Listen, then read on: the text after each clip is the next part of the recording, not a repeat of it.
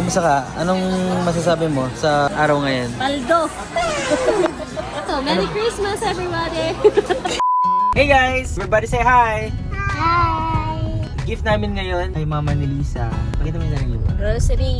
Yay! Grocery! Iba every year, pero ngayon napag-decide namin na grocery. Kunin niya kung anong gusto niyang kunin. Hopefully mag-enjoy si mama. For sure, mag-enjoy yun. And yes.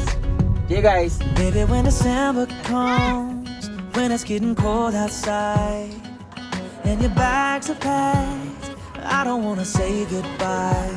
But when I see the trees light up, when they hang the mistletoe, and I'm by the fire, I don't wanna be alone.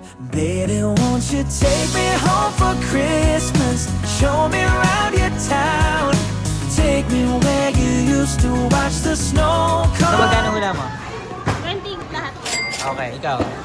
18. Okay ma, magkano sa tingin niyo? 20 na, sabi mo.